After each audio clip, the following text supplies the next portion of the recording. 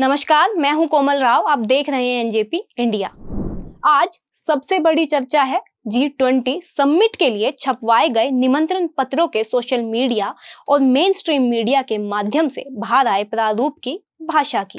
इन निमंत्रण पत्रों में सामान्यतः अंग्रेजी में प्रेसिडेंट ऑफ इंडिया और हिंदी में भारत के राष्ट्रपति लिखा जाता रहा है। भारत का संविधान इंडिया और भारत दोनों को अलग करके नहीं देखता है।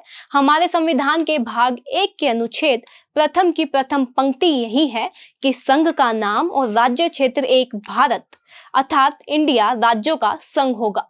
नियमों की बात करें तो हमारा संविधान भारत और इंडिया दोनों को स्वीकार करता है। इस कारण कानूनी रूप से किसी तरह की गलती शायद भारत सरकार ने नहीं की है, लेकिन सरकार को अगर भारत ही लिखना था तो भारत के राष्ट्रपति लिख सकती थी। अगर परंपरा को तोड़ा गया है तो इसके निहितार्थ भी गहरे हैं। यहाँ यह सवाल उठ रहा है कि क्या केंद्र सरकार का इंडिया से मोहभंग आरएसएस के कारण हुआ है। ऐसा इसलिए क्योंकि कुछ समय पूर्व ही राष्ट्रीय स्वयंसेवक संघ यानी आरएसएस के प्रमुख मोहन भागवत ने इंडिया की बजाय अपने देश को भारत के नाम से ही पहचानने और अपने देश का नाम भारत लिखने, भारत बोलने की सलाह दी थी। हमें लगता है कि यह केंद्र की सत्ता की टेस्टिंग डोज है। प्रेसिडेंट ऑफ भारत लिखकर कई मुद्दों की जांच की जा चुकी है। विपक्ष के पाले का दम देखा जा रहा है। दूसरे शब्दों में कहें तो इंडिया गठबंधन यानी Indian national development inclusive alliance का दम परखा जा रहा है। साथ ही देश के सितारों की भाषा भी परखी जा रही है। आप सुबह से एक एक नई बहस सुन रहे होंगे। कभी अमिताभ बच्चन भारत माता की जय के साथ एक्स पर प्रकट होते हैं तो कहीं सुनील गावस्कर यह बताने आते हैं कि भारत ही अच्छा है। कहीं पर वीरेंद्र सहवाग टीम इंडिया की जगह टीम भारत की पैरवी करते दिखते हैं तो कहीं पर कोई अन्य चेहरा सत्ता के कदम का प्रत्यक्ष या अप्रत्यक्ष रूप से समर्थन करता नजर आता है। सुबह से एक निरर्थक बहस ने मन को व्यथित किया हुआ है। मेन स्ट्रीम मीडिया में हमेशा की तरह ज्वलंत मुद्दे नदारद है।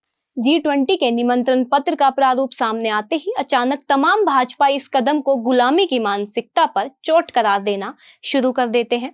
खास बात यह है कि सोशल मीडिया सहित विभिन्न प्लेटफॉर्म पर यह भी सिद्ध करने का प्रयास किया जाने लगता है कि मानो कांग्रेस में इंडिया गठबंधन में शामिल अधिकांश दल भारत शब्द से चिढ़े हुए हैं, जबकि हकीकत में ऐसा नहीं है। कांग्रेस नेता जयराम रमेश अपने ट्वीट में G20 के निमंत्रण पत्रों पर लिखे शब्दों की पुष्टि करते हुए एक्स पर लिखते हैं कि ये खबर वाकई में सच है। राष्ट्रपति भवन में 9 सितंबर को होने वाली G20 डिनर के लिए जो न्योता भेजा है उसमें प्रेसिडेंट ऑफ इंडिया की जगह प्रेसिडेंट ऑफ भारत लिखा है।